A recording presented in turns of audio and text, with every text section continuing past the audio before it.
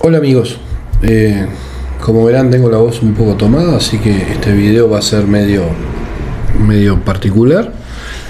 Y lo hago porque hace días que no he podido hacer ninguno. A pesar que tengo la voz tomada, también estoy tomando. Ah, qué chiste, fantástico. También el cerebro tomado tengo. Y justamente me encontré con un artículo que escribí en mi página hace un tiempo, que creo que le puede resultar interesante, particularmente a los escritores, tanto al escritor nuevo como a alguno que hace tiempo que escribe, pero que de repente no ha podido acceder a determinado tipo de cosas, o profesores, o que a mí me pasó. O sea, no es que venga a desestimar a un escritor que ya tiene unos años publicando o escribiendo, que a mí me pasó de cometer errores ya con 10, 15 cuentos publicados y con haber viajado a Europa con uno de mis relatos. O sea, uno tiene altas y bajas, y como escritor obviamente pasa por estados de ánimo o por cosas en su vida que lo llevan a bajar o subir el nivel o olvidarse de cosas. Porque si uno a veces, yo les digo siempre que uno no tiene que levantarse y escribir todos los días 8 horas, como dice alguno ahí, que esos no son, para mí no son escritores, sino que son, o es un escritor que está currando, tipo Stephen King, que siempre a él le encanta ese tipo de cosas, saca libros sobre eso y hace prólogos sobre eso, lo cual me parece bárbaro, porque aporta sus experiencias, ¿no?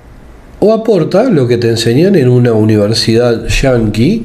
Nosotros, en Sudamérica, no tenemos universidades como las que tienen en Estados Unidos. O sea, los yanquis tienen un acceso a la cultura y a la información que no tenemos nosotros. Ojo, el acceso no es para todos. Si sos pobre allá, dormís envuelto en una caja de cartón. Pero si trabajás, si te podés pagar de repente una carrera, las cuales son muy caras, dependiendo de la universidad, creo que hay universidades públicas, no sé porque no me interesa Estados Unidos, le soy sincero, cada vez menos cosas de allá miro, sacando A24, alguna serie de ciencia ficción y de repente algún libro de género, pero tipo un Ligotti, sí, obvio, pero estoy más para otro tipo de cosas y también para volver un poco atrás a los escritores que nos formaron, que formaron a los escritores que formaron a escritores que a su vez formaron a estos escritores. Entonces a veces prefiero ir un poco más atrás y hacer mi propio proceso nuevamente, porque eso es importante, el reinventarse todo el tiempo. Bueno, por ejemplo, en este artículo, una de las cosas que decía, que estaba corrigiendo un relato, y no es fácil escribirlo sin caer en exageraciones a veces, o intentar decir cosas que los personajes no dirían en la vida real. En un cuento, cada palabra tiene que ocupar un lugar específico.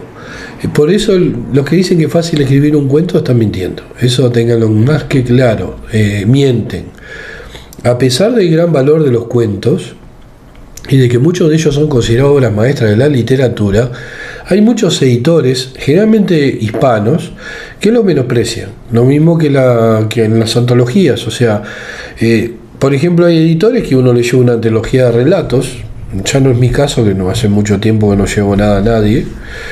Le llevo una novela y tiene más posibilidad, por más que la novela no sea tan buena como la antología de relatos, tiene más posibilidad de ser publicada porque supuestamente la gente lee más novelas que relatos. Yo qué sé, a mí hay veces que no me da la pelota de leerme una novela y prefiero, hay momentos de mi vida en los que prefiero leer cosas que las pueda terminar rápido cuando estoy muy ocupado. Y una novela la tengo que leer en etapas largas a veces, si estoy muy ocupado, tengo muchas cosas para hacer o yo estoy escribiendo. Entonces me quita continuidad. El estar ocupado y el estar escribiendo constantemente o corrigiendo me quita continuidad en la lectura, pero no en un relato.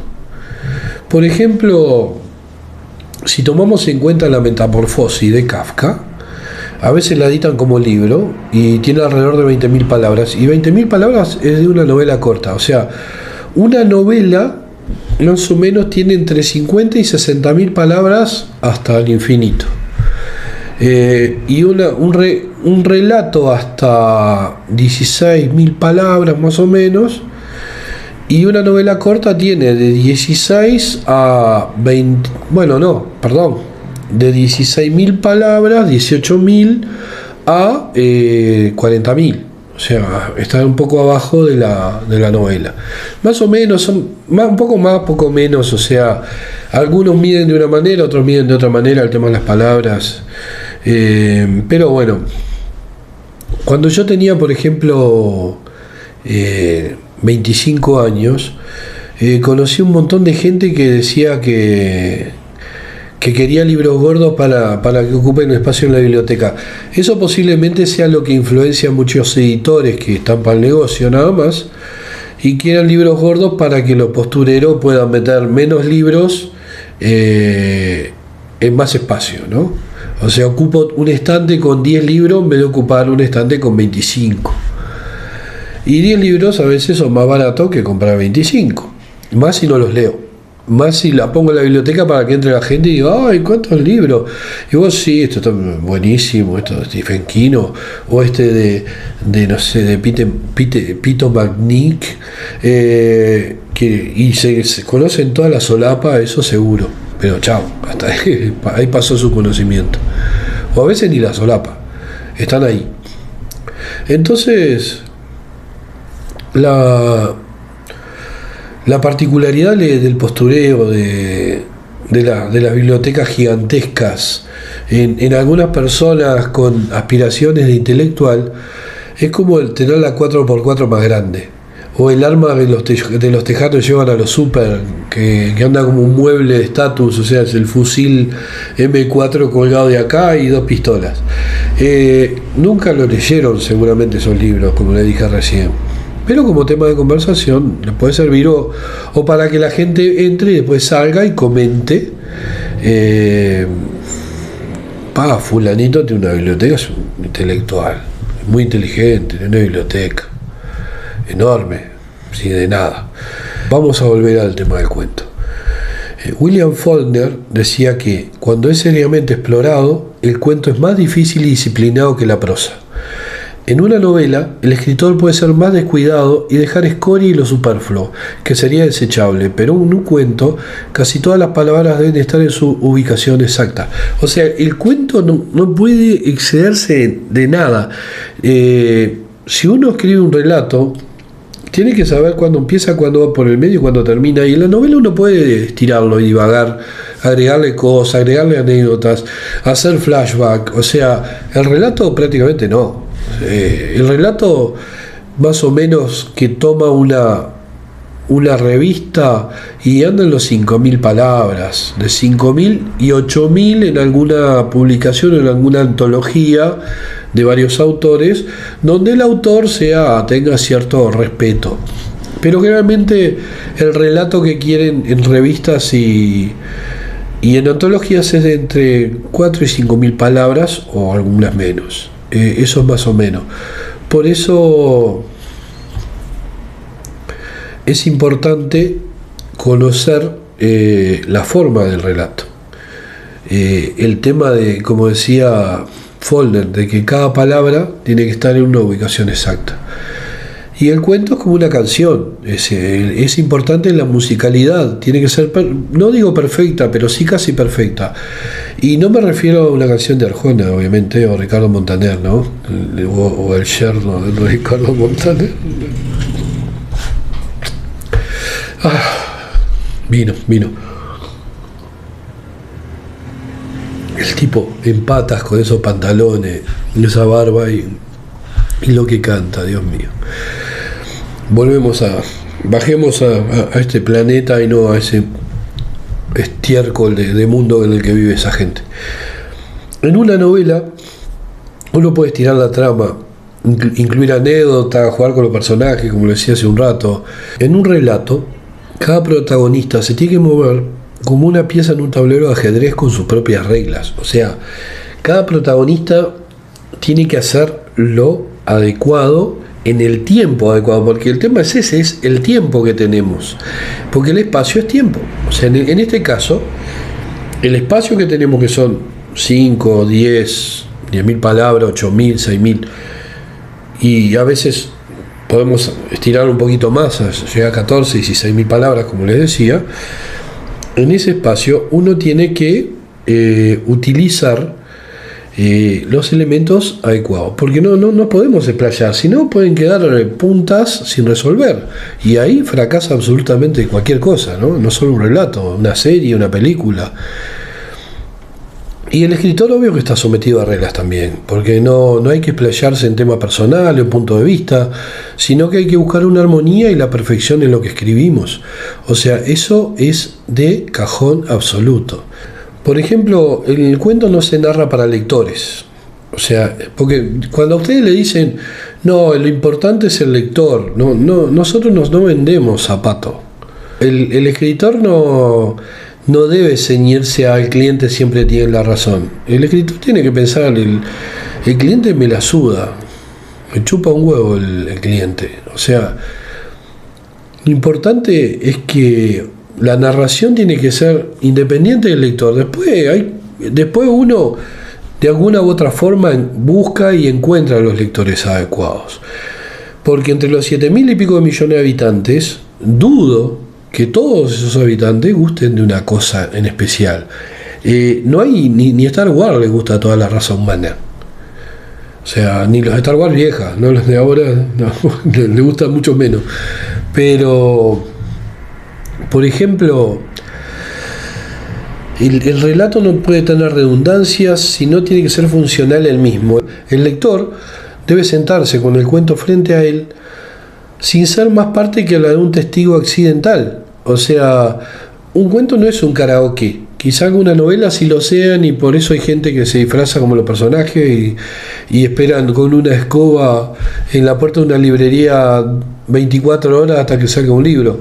El cuento es otra cosa. Uno no se puede explayar, no puede meter data que no tenga nada que ver. Y ni siquiera ideología. O sea, porque de repente uno dice, bueno, se puede meter ideología dentro de un contexto razonable. Por ejemplo, un gran maestro de la literatura, Guy de Maupassant, decía que era más difícil escribir cuentos que novelas. Por ejemplo, yo recuerdo, nunca me voy a olvidar de un relato de Guy de Maupassant, en el cual una mujer que va a trabajar de nodriza, va en un tren, y para una familia francesa, creo que va a Marsella, a Génova, no me acuerdo bien, lo leí hace mucho, y va ella con su canastita de comida, con sus pechos abundantes de leche, y al lado va un tipo que es obrero, que va a buscar trabajo o a trabajar, justamente en esa época de que había pobreza extrema, ¿no? Bueno, esta nodriza había dejado los 3 hijos con el esposo, iba a trabajar para amamantar, porque muchas mujeres de clase alta no querían amamantar a sus hijos o no podían. Y esta nodriza se ve que tenía un exceso de leche para darle al bebé de la otra mujer, o capaz que eran más de uno, y obviamente le iban a pagar por ello. Y estaba dolorida y prácticamente estaba ya por desmayarse del malestar que tenía por la cantidad de leche que no había podido sacar y por el viaje en el tren. Entonces se pone a hablar con este obrero y le comenta eso como algo, no daba más ya la pobre mujer.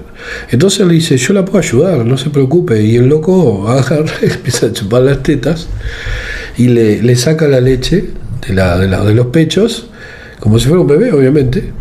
Y eso la alivia, y cuando ella le da las gracias, él le dice, no, le tengo que dar las gracias a usted porque hace días que yo no comía. O sea, ustedes se dan cuenta, ahí un escritor está mostrando ideología de una manera elegante. ¿Por qué está mostrando ideología? Porque está mostrando una época en la cual un trabajador no tenía para comer. Vivían en una sociedad donde se morían de hambre. El tipo le agradece a ella le agradece a él por aliviarla, y él le agradece a ella por alimentarlo, porque hacía días que no comía. Y hay toda una ecuación muy curiosa que solamente se puede dar en un relato, o sea, en un cuento. No se puede dar una novela, no va a ser una novela, la tipa en el tren y le cuenta cosas y el tipo sí, y después va al baño y recuerda a su madre y piensa, le hace ruido en la panza y después viene y suben los tipos y empiezan a mirarla a ella y él le dice, no se metan con la señora, y ese Joker, o sea, lo mata. O sea, no, hay cosas que son para un relato. Hay un escritor brasileño que se llama Moacir Jaime Scliar que dice: valoro más el cuento como género literario. No es un escritor muy conocido, pero es importante lo que dice. O sea, no siempre tienen que ser todos súper famosos para que digan cosas importantes. Repito, valoro más el cuento como género literario. En términos de creación, el cuento requiere mucho más que la novela. Recuerdo varias novelas en que salté pedazos, tramos muy aburridos. ¿A quién no le pasó, no? Mientras que el cuento no tiene término medio. ¿Es bueno o malo? Es un reto fantástico. Las limitaciones del cuento están asociadas con ser un género corto que la gente liga a una idea de la facilidad. Por eso, cada escritor comienza cuentista. Todos empezamos. El escritor, el escritor. El tipo que dice, bueno, acabo de hacer mi primera novela, y lo primero que escribió es una novela, va a ser una mierda. Y lo promocionan en Twitter y Facebook, y yo sé que con esto se va a calentar un montón. Me importa, ¿saben cómo me chupa un huevo si se calienta gente con esto? Pero me la resuda, me la recontrasuda tanto. Mi esposa me dice que soy un tipo violento, y sí, soy un tipo un poco violento. Ella tiene razón. Violento no con ella, ni con mis amigos, ni con la gente que quiero, ni con mi hijo, obviamente, o mis hijas, o bueno, mi único amigo que me queda, porque no tengo, o con mi familia, que es la familia de mi esposa, porque prácticamente de mi lado, mi abuela, mi vieja, mi viejo, mi abuelo están todos muertos, o sea, no hay nadie. Y mi hermano es una rata traidora, entonces tampoco, mi hermano no, medio hermano, por parte de madre. Entonces, cuando ustedes ven a alguien diciendo, ya terminé mi primera novela en las redes sociales y ya la publiqué, y haciéndose los grandes, no son escritores, son pelotudos. O sea, nadie arranca por una novela, va a ser una mierda lo que va a escribir, una mierda. Si gana un concurso porque estaba el tío de jurado, si le publica una editorial es porque no sé, porque tenían que lavar guita. De los que escriben una novela como primera obra, con suerte uno de cada 1000 puede hacer una buena novela, porque de repente tiene un talento muy natural, pero el resto van a hacer una mierda, porque no tienen experiencia. Es lo mismo que, bueno, porque esto no es estudiar arquitectura, no es lo mismo, o sea, estudiar arquitectura 6 años y después ir y conseguir un grupo de obreros para construir una casa. Por más que uno vaya a una universidad o un taller literario y tal, le pueden enseñar a escribir, y le pueden enseñar a no cometer errores, a no poner una coma entre un sujeto y un verbo, o a no tener faltas de ortografía muy elementales que hoy en día se las corrige el Word, o a no cometer errores gramaticales de otro tipo, que hay un montón de errores. Aparte se va actualizando el lenguaje. Le puede enseñar eso y puede que escriba correctamente, pero de ahí a que sea buena, no, ya les digo, una cada 1000, con suerte. Entonces, cuando ven uno diciendo, sí, yo acabo de terminar mi primera novela,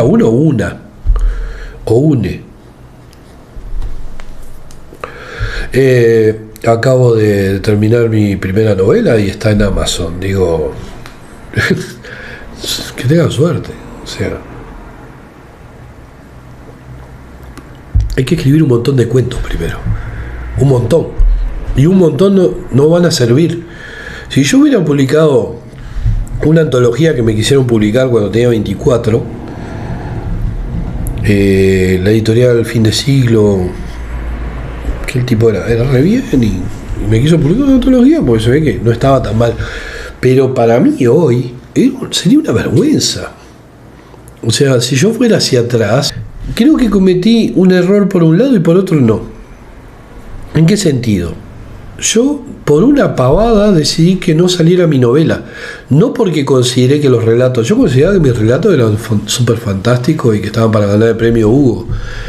Pero hoy en día me doy cuenta que esos relatos, algunos valían la pena y otros no estaban bien. De repente capaz que un corrector hubiera arreglado todos los problemas que tenían.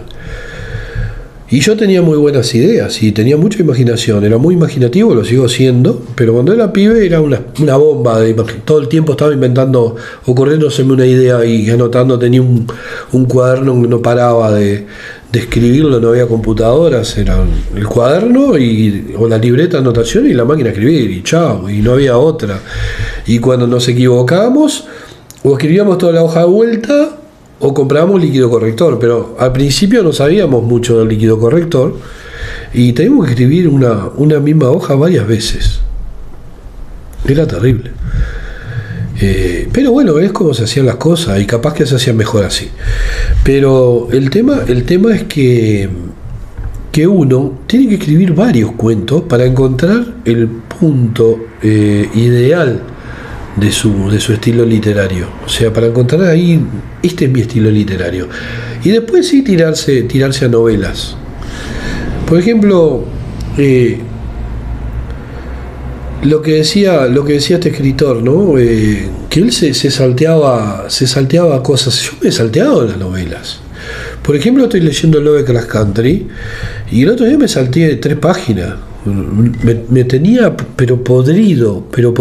Aparte, no sé si es la traducción, no creo porque no voy a decir aquí quién es el traductor de la edición que me pasaron, pero el traductor debe haber traducido lo que vio de Marruf y repite en el mismo párrafo, repite la misma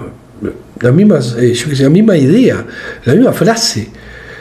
O sea, acá hay una frase y acá está la misma frase a los 3 renglones. Y repite palabras y de repente entra a estirarla y va para atrás y se pone a divagar y se pone a agarrar personajes que por ejemplo no son creíbles, porque en la cuestión cultural no puede venir el tipo en la época y el tipo de personajes que él utiliza, y no vamos a hablar acá ni de razas ni de nada, sino que vamos a hablar de una cuestión cultural y de racismo específicamente. En un país racista donde a la gente de color, al afrodescendiente, no se lo dejaba prácticamente estudiar, se lo apaleaba y se lo mandaba a trabajar a un campo. Acá son todos intelectuales y me parece, al final, en vez de este Marruf, en vez de una especie de reivindicación de los afrodescendientes, parece como si estuviera burlando. Yo entré a notarle como un tono de exageración al punto de la burla y me empezó a desagradar eso. Ojo, es una percepción mía, capaz que lo lee otro y dice no, nada que ver, es tu paranoia, y puede ser, pero yo le noto un poquito, un tonito de, hasta ahora, mitad de la novela, el tío George sigue vivo, así que a Jordan Peele y a la Milla Green, ¿qué pasó con el tío George? ¿Lo mataron en el episodio de la serie? ¿Qué pasó? Bueno, vamos a volver a lo que estábamos hablando. En el tema que justamente hablamos de Lovecraft Country, yo me he salteado en varias novelas, muchas de las de Stephen King, por ejemplo. Me he salteado 5 páginas porque digo, la quiero terminar, porque no me gusta abandonar una cosa que empecé. O sea, si empecé y a las 30 primeras páginas me pareció una mierda, obviamente no la voy a leer. Eso es seguro. Pero si la cuestión es que me parece que puede haber un valor atrás de la obra, y veo que a veces pega una caída, y me salteo alguna página, hago trampa, hago un cheat, un truco como lo juego, y me salteo alguna página y después engancho y la sigo y la termino. En el caso contrario, obviamente no la termino. Por ejemplo, hay veces que uno estira la trama por exigencia del editor, y eso es un error. A mí me pasó. O sea, a mí me pasó de decirme, ¿por qué no explayás más un relato y lo haces una novela corta? Me pasó una vez, no importa acá el tema de con quién, y me quedó una mierda. Dije, no, eché para atrás enseguida porque era un relato y quedó como un relato, y después fue publicado como un relato y le fue bien como relato. Si hubiera sido una novela corta hubiera sido una cagada, porque les tiré forzado. Y bueno, a mí me sucedió, por ejemplo, también con eso de saltearme página con Peter Straub, Dragón y Fantasma. Había 30, 40 páginas donde no pasaba nada, hablaban, hacía una vida cotidiana muy larga, o sea, demasiado descriptiva, tipo como los personajes yankee con las taras y problemas primermundistas que a nosotros no nos interesan, y no me provocaba nada. Después apareció lo fantástico y ahí como que la militancia en el género me hizo remar hasta el final.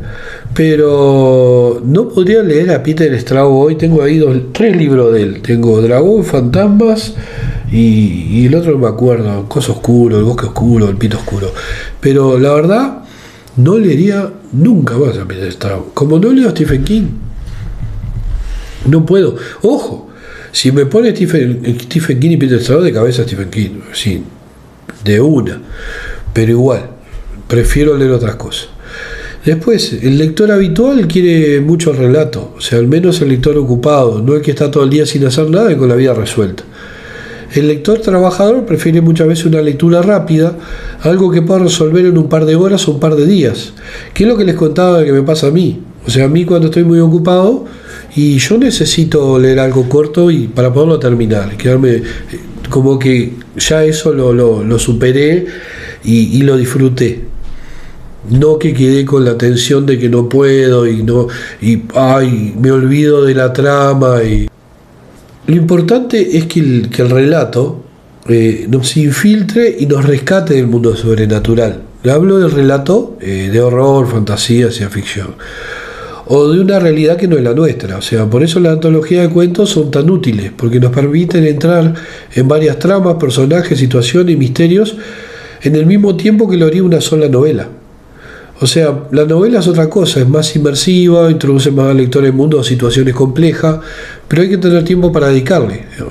Al relato, o sea, por ejemplo, una novela es una trama de una cosa, y en una antología de 10 relatos vamos a vivir 10 experiencias diferentes, y eso está bueno, porque por eso la novela y el relato son diferentes, porque de repente la novela es una experiencia, una larga experiencia única, y el relato son muchas experiencias. Miren, mi experiencia personal es que los editores deberían tomar más en cuenta las antologías de relatos y no ir a los cabezazos pidiendo las novelas porque se venden más. En los géneros de la ciencia ficción, la fantasía y el horror, al menos, son más codiciados los libros de relatos. Si solamente se consumieran novelas, nadie conocería genios como Lovecraft, Machen, Poe o Blackwood, cuyo fuerte obviamente eran los cuentos y las novelas cortas. Si alguien pretende leer una novela de Lovecraft, solamente encontrará el caso de Charles de Star Wars. El resto de la obra de Lovecraft se compone de relatos o novelas cortas, y si fuera como dicen los editores, no existirían revistas literarias como Asimov, Analog, Freeman's, Vision o American Short Data, ni hablar de nuestra revista Mordedor, claro, eso, y el Círculo de Lovecraft también, que son amigos. Borges, que le voy a reconocer, me aburre como un puto hongo, pero le reconozco que con Cortázar, García Márquez, Horacio Quiroga son de los mejores, es uno de los mejores escritores latinoamericanos, en este caso es argentino, en su característica modestia apócrifa, porque el tipo se hacía a veces el modesto, pero no lo era un pedante, decía: en el caso de un cuento, por ejemplo, bueno, yo conozco el principio, el punto de partida, conozco el fin, conozco la meta, pero luego tengo que descubrir mediante mis muy limitados medios, lo tenía medios limitados, el tipo era un gran escritor, y ahí está la modestia barata de Borges, qué sucede entre el principio y el fin. Y luego hay otros problemas a resolver. Por ejemplo, si conviene que el hecho sea contado en primera persona o en tercera persona. Eso es importantísimo. El tema de la primera o la tercera persona, eso es esencial. Sigue Borges. Luego hay que buscar la época. Ahora, en cuanto a mí, esa es una solución personal mía, creo que lo más cómodo viene a ser la última década del siglo XIX. Elijo, si se trata de un cuento porteño, lugares de las orillas, digamos de Palermo, digamos de Barracas, de Turdera, y la fecha, digamos 1899, el año de mi nacimiento, por ejemplo, porque ¿quién puede saber exactamente cómo hablaban aquellos orilleros muertos? Nadie. Es decir, que yo puedo proceder con comodidad. En cambio, si un escritor elige un tema contemporáneo, entonces ya el lector se convierte en un inspector y resuelve. No, en tal barrio no se habla así. La gente de tal clase no usaría tal o cual expresión. Y eso va con todo. En este caso, Borges se refiere a lo realista. Porque, obviamente en la ficción, si es otro planeta, nadie me venía a criticar, no, pero el planeta que vos inventaste es así. No, lo inventó el escritor, o sea, es como dice él. Lo que tiene razón Borges es que si vos hablas de París y nunca estuviste en París, y ahora tenemos un montón de chances de leer mucha data, que la mayoría no lo hacen, los yanquis principalmente, igual te ponen que en París hay pirámides incas, porque son las normales la mayoría de las películas. Hay una que se llama Submerged, con Steven Seagal creo que se desarrolla en Uruguay, donde hay una especie de dictadura, donde hay un submarino, nunca tuvo Uruguay un submarino, donde está escrito todo en italiano, y donde hay tanques T-80, creo, T-72, T-80 rusos. Nunca tuvimos un tanque ruso acá, o sea, tenemos blindado ligero, alguna cosa que compró el gobierno anterior, pero en la época que salió esa película acá no había nada ruso de ese nivel, donde hay pirámides, digo, acá los charrúas al máximo fabricable, una tapera y una punta de flecha, fuera de que tenían una cultura muy interesante a nivel social, pero a nivel tecnológico eran nulos. Nunca me lo han podido crear una pirámide, pero bueno, eso le hace mucho a los yanquis. También lo hicieron en Los Niños de Brasil, creo que pone Montevideo y aparece un tipo nadando con una canoa entre los cocodrilos en Amazonas. Y también creo que en aquella Dustin Hoffman. Bueno, o sea, siempre se han mandado errores a nivel geográfico y a nivel histórico y en todos los niveles. Y eso pasa por hablar de lugares donde no se conoce. Y es lo que está diciendo Borges. Si uno escribe sobre un lugar donde ya no queda nadie vivo, lo único que puede caer es un profesor de historia diciendo no, pero mirá que hablaban de tal manera. Pero bueno, son excepciones. O sea, tendría que leerlos un profesor de historia versado en la época en la que ustedes escriben. Pero por ejemplo, uno de repente no debería escribir sobre lugares que no conoce si no está muy enterado o si no lo investiga. Por ejemplo, ahora tenemos internet, que dentro de lo básica que es la información que está en internet, lo superficial, uno puede ir a Google Maps y bajar y fijarse en cómo son las calles, el pueblo, la cantidad de habitantes, el dialecto que hablan. O sea, uno puede buscar en internet, siempre va a ser información superficial. O sea, para buscar una información exacta, uno va a tener que ir a buscar bibliografía que no va a estar en internet, va a estar en el libro que uno va a tener que comprar. Así es la cosa. Y a veces para un cuento, leerse un libro sobre, yo qué sé, un pueblo, sobre Toulouse, sobre la historia de Toulouse, de cómo eran sus habitantes, encontrarlo, que esté traducido en español, si estamos hablando entre hispanos, ¿no? Y después traducir eso a los personajes y al lugar, digo, no vale la pena. Entonces uno a veces está bueno también para un cuento crear un lugar imaginario. Yo lo hago normalmente. Me gusta crear lugares imaginarios, pero porque yo uso eso que yo llamo nihilismo pragmático, o sea, uso mucho los sueños.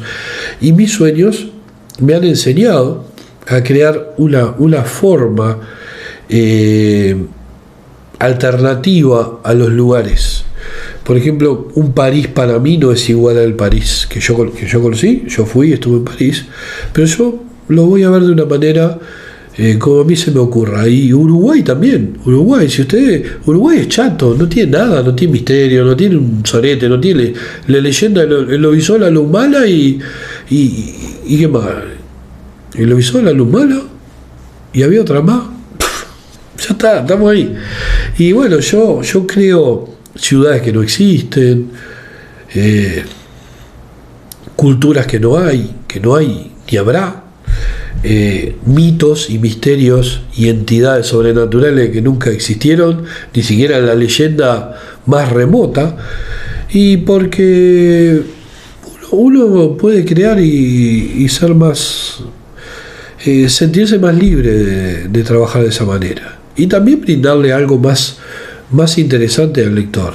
O sea, hay escritores de acá de Uruguay que yo les digo, siempre les dije, y después yo ya no les hablo, no me doy con ellos, con ninguno, que me decían, siempre me criticaban y me decían que yo no quería mi país, que la gente de acá, no la gente de todo el mundo obviamente, y ahora les voy a decir por qué, querían verse o identificarse en un relato. Es mentira. O sea, si yo voy a leer una cosa, yo no quiero, ¿qué soy? Mongocho. O sea, yo no quiero leer algo donde, ¡ay, yo estoy ahí! Ese soy yo, no voy a ser yo. O sea, tengo esta mal en la cabeza. Entonces ellos decían, no, pero si vos pones la Rambla y tomando mate a los personajes, y la gente se va a identificar. No, el que se identifica con eso no me interesa como lector. Usted tiene que entender, como escritores, si son escritores, que no le tiene que interesar el tipo de lector. O sea, usted tiene que escribir y siempre va a haber un lector que se va a interesar en lo que usted escriba, sean 10, sean 100, sean 10.000, sean 1.000.000 o sea uno o ninguno nunca va a pasar, siempre va a haber uno o dos. Pero bueno, lo que dice Borges está bien, siempre va a haber un crítico, entonces hay que evitar las críticas al pedo en una obra, ¿no? Pero eso no quiere decir que no se pueda especular con teoría científica, hechos históricos, conocimiento de mitología u otras disciplinas que no todo el mundo domina. E incluso es posible utilizar teorías complejas rayando apenas su superficie en una trama, porque provocando al lector la curiosidad de profundizar en el tema y de paso haciéndolo un poco más culto.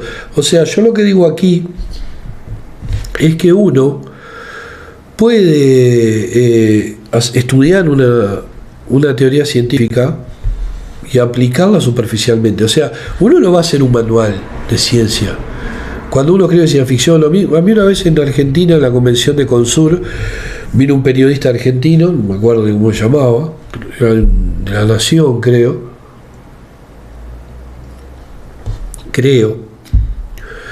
y me preguntó qué opinaba yo de la ciencia ficción, de si los latinoamericanos podíamos escribir ciencia ficción, que para él no. O sea, ya categóricamente el tipo vino diciendo que para él no se podía escribir ciencia ficción en Sudamérica. Entonces yo le dije, ¿y por qué para usted no se puede escribir? Y dice, no, porque acá no tenemos grandes científicos, ni la mayoría de los escritores de ciencia ficción son científicos. Y yo le dije, pero eso es una estupidez. Le digo, eso pasaba en la década de los 50, que científicos eran escritores de ciencia ficción. Después empezaron a escribir psicólogos, filólogos, y después empezó a escribir gente que escribía. O sea, hay grandes escritores de ciencia ficción que no son científicos o que no escriben sobre la disciplina que ellos conocen. Por ejemplo, yo qué sé, un físico se pone a escribir una novela especulativa, de ficción especulativa. ¿Qué tiene que ver la física de él con la novela? Nada, pero él quiere escribir esa novela pues se le ocurrió una idea y porque aparte, después se dedica a escribir y sigue escribiendo cosas que no tienen nada que ver con la física. Si mete algún conocimiento de física, ahí es porque ya lo tiene, pero no son manuales. Lo mismo que los relatos, no son manuales. Hemingway, que para mí un capo, escribió un capo porque no solo era un escritor como Borges, que era un tipo sentado en un escritorio, un tipo de clase alta sentado en un escritorio, que nunca la pasó mal, sino que Hemingway anduvo en guerras, en medio de bombardeos, estuvo en China, en la guerra civil española, en todos lados. El tipo era corresponsal. y bueno, pescó marlins y hizo de todo un poco. Entonces el tipo podía escribir sobre cualquier lugar. Si él escribía sobre Francia, porque estuvo en Francia. Si él escribía sobre un bombardeo en Madrid, es porque estuvo en Madrid. Si él escribía sobre lo chino, porque estuvo en China. O sea, entonces hay que darle bola un poco a lo que decía Hemingway. Y por ejemplo decía, si un escritor deja de observar, está acabado. Pero no tiene que observar conscientemente ni pensar en cómo le será útil lo observado. Quizá podría pasarle al principio, pero después todo lo que vea ingresará en la gran reserva de cosas que conoce o ha visto. Por si sirve de algo, yo siempre intento escribir según el principio del iceberg. Hay 7 octavos de iceberg bajo el agua, por cada parte que se muestra en la superficie. Puedes eliminar cualquier cosa que conozcas y solo fortalecerás tu iceberg. Es la parte que no se muestra. Si un escritor omite algo porque no lo conoce, hay un agujero en la historia. Eso es importante. Por ejemplo, un cuento puede ser la punta de iceberg de una novela, como La quinta cabeza del Cerbero, o sea, el cuento de Jim Wolfe. El relato es excelente, es perfecto, y la novela es muy buena. Es importante a veces que la punta del iceberg tenga la solidez para sostener el resto de la obra. Y la punta del iceberg generalmente es el relato, que después uno lo puede extender a la novela si quiere, pero siempre hay que arrancar con un relato. Bueno, pero hay escritores que concluyen un cuento y consideran que deberían transformarse en novela porque es una gran idea, que se desperdicia poco espacio, que ganará más dinero, y ahí la cagan, o sea, hacen una mierda donde se nota que es un relato estirado. Y bueno, tampoco hay escritores que no tienen grandes ideas y otros que no tienen ni ideas, o la toman de otros. Que nunca vamos a hablar de ese tipo de individuos, pero hay algunos que viven de la ansiedad de los demás. Conozco uno. Y cuando son así, obviamente toman una idea y la tratan de explotar al límite. Entonces, obviamente, como es fácil robar, van a tratar de usar esa idea en un relato, pero después van a pensar, bueno, ¿y ahora cuándo voy a poder robar de vuelta? Entonces de repente lo estiran en una novela y van a hacer una mierda. Bueno, Sturgeon decía que el 90% de todo es basura. Otros dicen que Sturgeon dijo que el 99%. Pero en cierto aspecto tiene un poco de razón. Yo, por ejemplo, antes escribía cuentos donde quería decir muchas cosas. El motivo era que no tenía la experiencia para darme cuenta de que esas cosas desviaban al lector de la trama central. Yo quería decir, sí. Entonces, los cuentos eran largos. Y terminaba arruinando el laburo, porque las 8.000 palabras se trataban de meter en 30.000. Y obviamente se empezaba a desbordar. ¿Vieron la pizza con mozzarella? Cuando le ponen demasiada salsa o sea, cuando la hacen casera en casa, ¿no? Hacen una pizza y hay que poner un poquito de salsa y después la mozzarella, el queso. Pero hay veces que uno dice, pero con más salsa, entonces le pone más salsa y después le pone la mozzarella. Y cuando la saca y la va a comer, se le chorrea la salsa. Bueno, hay relatos que deberían ser de 6.000 o 8.000 palabras y uno decide hacerlo de 25.000 para rellenar un libro, para meterlo. Y no. Son relatos que fueron destruidos, o sea, fueron asesinados por una ambición desmedida en algo que uno de repente no está o capacitado o la trama no da para más. La metáfora a veces es burda, pero bueno. Con el tiempo uno va aprendiendo a usar las palabras necesarias para decir lo que quiere decir y no se sale la estructura, que no es algo que se enseñe, sino que se siente. O sea, la estructura se la pueden enseñar, pero hay que sentirla. Eso es la naturaleza de la escritura. Escribir un cuento no tiene una técnica, tiene un sentir. Pueden decir que sí, que existe esa técnica, y Bill escribe millones de artículos de ensayos sobre esa técnica, pero la realidad es que al final todo es sensibilidad y oficio. Y la sensibilidad y el oficio no se enseñan, porque una se trae de nacimiento y el segundo se aprende a lo largo de toda la vida, como cualquier cosa. El herrero no hace una buena espada sin quemarse un montón de veces la mano o sin partir las hojas anteriores cuando prueba la resistencia. Y el cuento es lo mismo, con la diferencia de que gracias a la tecnología podemos corregirlo en un editor de texto antes de imprimirlo. O imprimirlo, corregirlo, imprimirlo, corregir, ir al editor, o corregirlas. Porque es bueno siempre imprimir, porque cuando uno lo ve en papel, le va a encontrar cosas que no la ve en la pantalla. Eso es de cajón y no le va a pasar a todo el mundo, por más que lo nieguen. O sea, el papel es esencial para descubrir errores que no se descubren en el editor de texto. Pero como es lógico, no es coherente comenzar con una novela cuando apenas se sabe escribir un cuento. O sea, la mayoría no saben escribir un cuento y ya, tengo mi primera novela publicada, escrita. No, rompa la bola, en serio. Maduren, crezcan. Es por eso lo que recomiendo al novato que comience escribiendo cuentos. Cuando más corto, mejor. Hasta ir desarrollando más eficazmente la técnica narrativa. Y ojo, cuando en una revista o en una antología dicen que un relato es hasta 5.000 palabras, y ustedes tienen una idea que es de 2.000, pero quieren ocupar lugar, sí, bueno, pero quiero que vamos a llegar al límite para que mi relato tenga más palabras y ocupe más lugar y me vean a mí más. No, la van a cagar. O sea, van a mandar un relato que va a estar desbordado y va a tener más palabras y el editor se va a dar cuenta, si tiene dos de enfrente va a decir, esto no va porque esto se podría haber dicho en 2.000 palabras. En Twitter, que ya no estoy más, por suerte, o sea, está mi marca, está Roberto Valleto, está administrado por mi esposa, como ya les expliqué. Le pedí yo personalmente porque para mí Twitter es tóxico y me estaba poniendo de muy mal humor, y estoy de mucho mejor humor desde que no estoy en Twitter. 2x3 más que 2 veía gente que intentaba ser escritor diciendo, no estoy escribiendo mi primera novela, que es lo que decía recién, ¿no? Y en mi barrio, ¿saben lo que decían? Si te tirás un pedo más grande del culo, seguro que tenés hemorroides. Si no sabes manejar, no te compres un McLaren, ¿entendés? Porque lo vas a chocar y te va a salir un disparate. Comprate, no sé, un Volkswagen. Comprate un auto barato si no sabes manejar bien. Los tanos dicen piano va lontano. O sea, o el pianista cuando le invitaron a tocar en un bar y lo sentaron frente a un violonchelo. Eso era un chiste mío, se ve que lo escribí ahí. Está todo esto, está en mi página robertovalleto.com y se llama ¿Por qué escribir un cuento? Ahí lo tienen. Y tiene un error acá.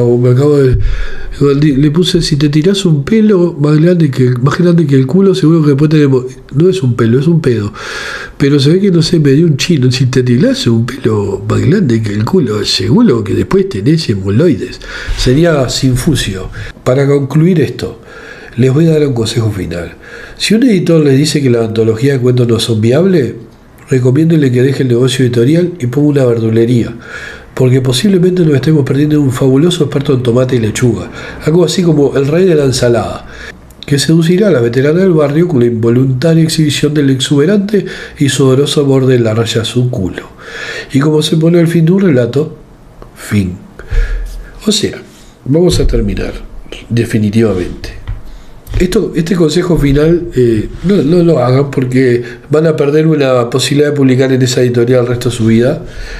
Los editores son generalmente gente en algunos casos muy simple, por desgracia, o muy resentidos, o muy vengativos, y ustedes dependen un poco de ellos. Está Amazon y eso, pero también para lo de Amazon tienen que hacer todo un trabajo y pagarle capaz que a un corrector.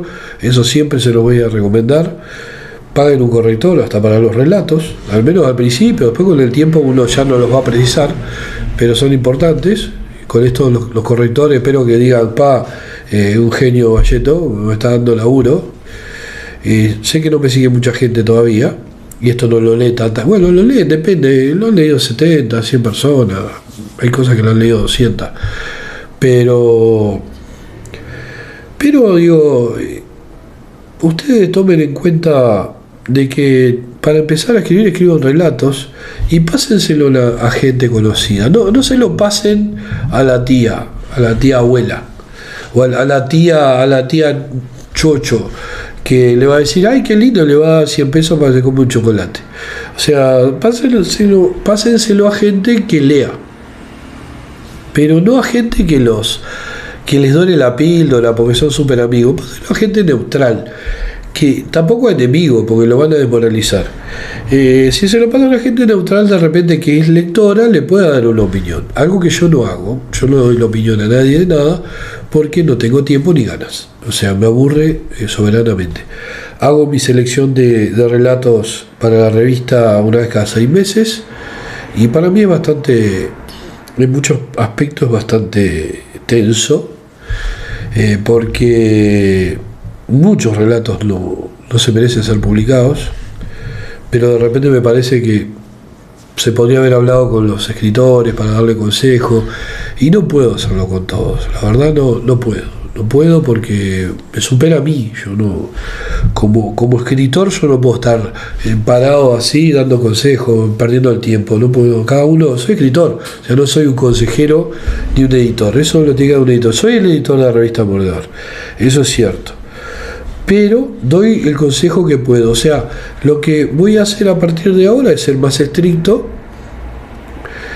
y tratar de ser más específico con mis devoluciones cuando se me piden, porque hasta ahora no he sido tan específico. Le he dado opiniones en base a por qué yo he rechazado un relato de la revista, y muchas veces no lo he rechazado por malo, lo he rechazado porque a veces no tiene nada que ver con la revista. La revista trata de ser vanguardista, sé que la palabra es una mierda, y a veces a mí en realidad son muy clásicos, entonces yo que sé, doy para otras revistas. O sea, hay revistas para todo, y hay antologías para todo, y hay editoriales para todo.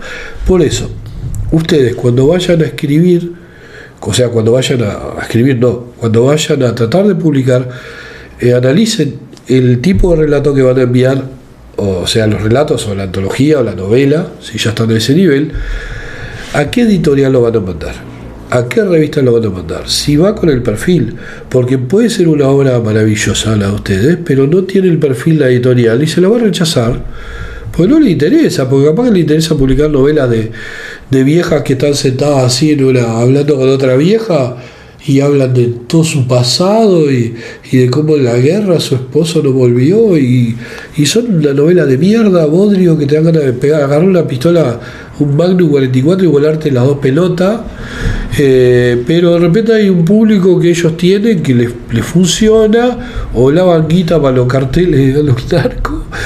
Puede haber 1000 factores por el que no le quieran publicar su novela, pero generalmente van a tener un perfil esa editorial. Y ustedes se van a dar cuenta con el tipo de temas y de autores, o si esa editorial tiene mayoría de trabajos publicados en el género en el que ustedes escribieron la obra, sea lo que sea, una antología o una novela. Eso de cajón, el análisis de la editorial o la revista donde van a mandar su trabajo. Y el tema de que si hay un tope de palabras para un trabajo en una revista, no traten de hacerlo hasta el tope para que ocupar lugar. No. Y si el relato se extiende 2000 palabras, le dicen, bueno, esta antología o esta revista publica hasta 6000 palabras. Entonces usted agarra y tiene un relato de 8000 o 9000 palabras. Y dice, le saco 2 o 3000 y entra. Ojo, puede que quede bien, pero puede que quede horrible. Así que estúdienlo, vean si lo que le van a... Sáquenle lo superfluo, porque todo tiene... Digo, si nosotros hacemos cualquier trabajo, siempre va a tener algo superfluo, siempre va a tener algo de más. En general en el arte, ¿no? Digo, también cuando uno construye una casa, capaz, pero en el arte principalmente, a veces uno puso alguna cosita de más que quiso decir y le dio el espacio. Y bueno, y uno con todo el dolor le va a decir, no, bueno, saco esto, que esto lo quise decir, pero no le aporta nada a la historia. Entonces tomen eso en cuenta, que el relato tiene su estructura, tiene su tamaño, y de repente se le puede quizás agregar o quizás quitar en base a lo que debe ser ese relato, lo que debe contar ese relato y lo que debe pasarle a esos personajes. Si ustedes agregan cosas que lo hinchen o le quitan, cosas que sean medulares o importantes y después no permitan que uno entienda bien la trama, y la embarran, chao, destruyeron un laburo. Entonces, tengo eso claro. Así que, de vuelta, como se pone un final de un relato, en este caso, fin o danzo y daño.